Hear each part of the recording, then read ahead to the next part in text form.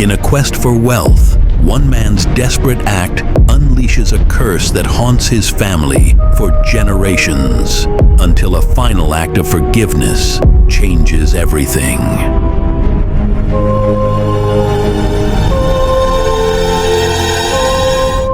In the lively village of Umudike, life bustled with energy and tradition. Children played games in the dusty streets. Women haggled over prices at the market, and men gathered under the large Iroko tree to discuss the upcoming New Yam festival.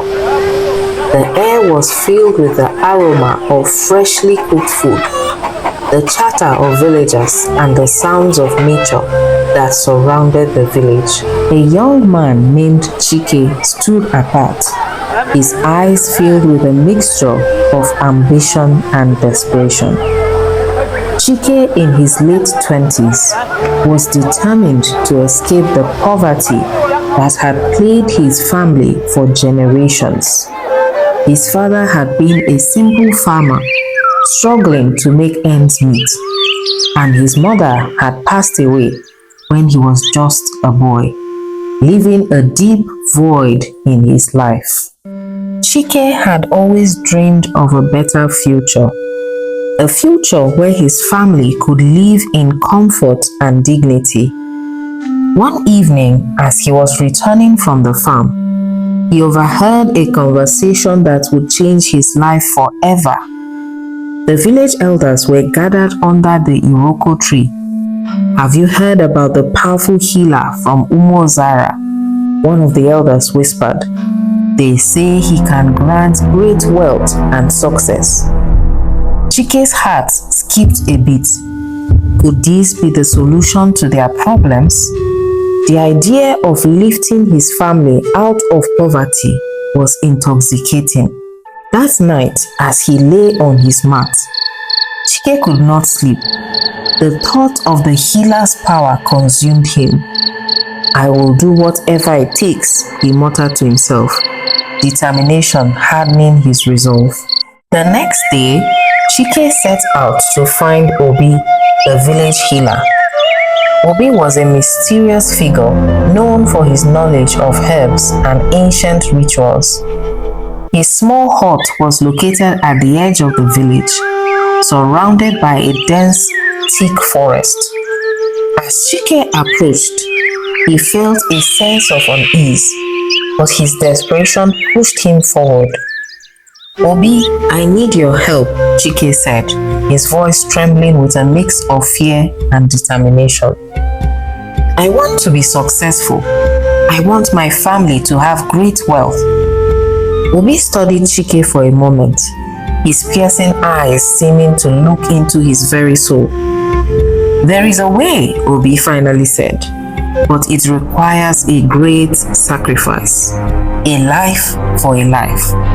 Chike, a pregnant woman will grant you the power you seek."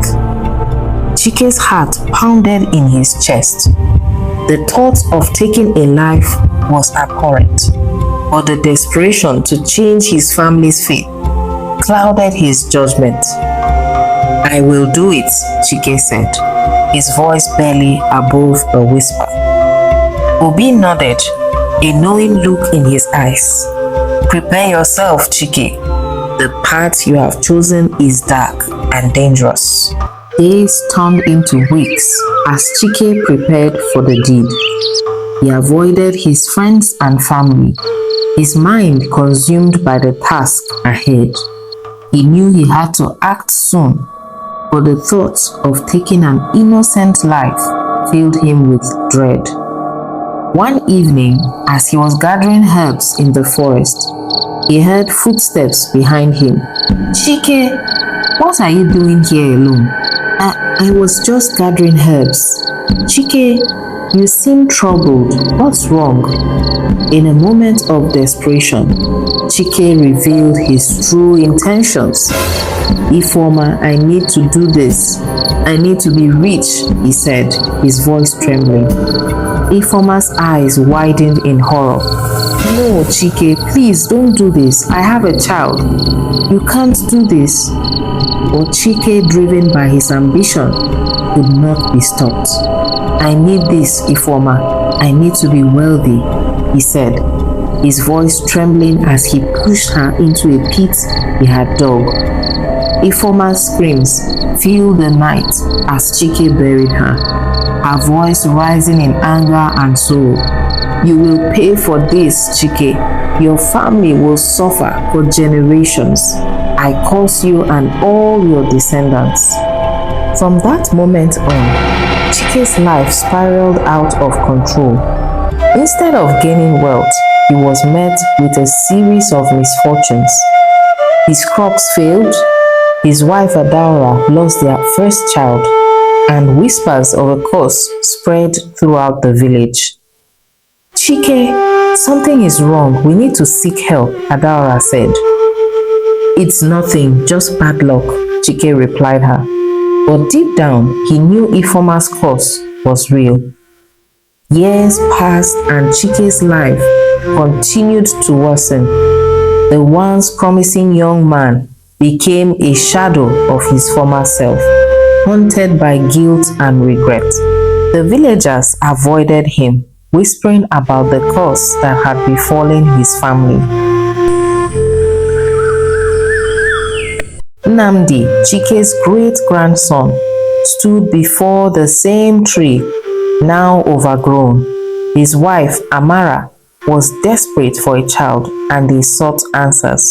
Pastor Samuel, my wife and I have been trying to have a child for years, but nothing happens. Pastor Samuel, a wise and compassionate man, replied, my son, sometimes the past holds onto us tighter than we realize. Let us pray together. After the prayer, Pastor Samuel looked at Nnamdi with a serious expression. I sense a heavy burden in your family. There is a dark secret tied to your ancestor, Chike. He committed a grave sin that has cursed your lineage. Shocked, Nnamdi asked, what do you mean? What did he do? Pastor Samuel explained, your ancestors' actions have consequences. The spirit of Ifeoma seeks justice, and until her pain is acknowledged, your family will continue to suffer. Around this time, a beautiful young woman named Ifeoma arrived in Umudike from the nearby village of Umuozara. She was charming and quickly became popular among the villagers. She had an air of mystery about her, and people were drawn to her kind and gentle nature. But as Ifeoma integrated into the village, strange occurrences began to happen. Crops failed, livestock fell ill, and accidents occurred, all seemingly targeting Chike's descendants. Nnamdi was haunted by nightmares of Ifeoma's burial. He dreamed of the moment she was pushed into the pit, her terrified screams echoing in his mind. Determined to break the curse, Nnamdi and his family gathered at the ancient tree, with Pastor Samuel leading the prayer. We gather here today to honor Ifeoma, whose life was taken long ago. We ask for her forgiveness for the wrongs of our ancestor, Chike. As they prayed, a sense of calm descended upon them. The wind rustled through the trees, and for a moment it felt as if Ifeoma's spirit was with them, listening to their plea for forgiveness. After the prayers, the family felt a weight lifted and the curse was broken. Days later, Amara discovered she was pregnant. The family rejoiced, believing the curse had been finally lifted. Ifeoma, still unaware of her true identity, felt a strange sense of relief. She began to have dreams of her past life and decided to leave Umudike. I have found peace. Now I can rest, Ifeoma whispered to herself as she walked away, finally free from the burden of the past. Nnamdi's nightmares ceased, and he found himself sleeping peacefully for the first time in years. Amara's pregnancy progressed smoothly, and the couple spent their days preparing for the arrival of their child. Finally, the cry of a newborn filled the air, and tears of joy streamed down Nnamdi's face as he held their baby for the first time. "We did it, Amara. Our child is here," he whispered, his voice choked with emotion. Amara smiled through her tears, cradling their precious child in her arms. "This is our new beginning.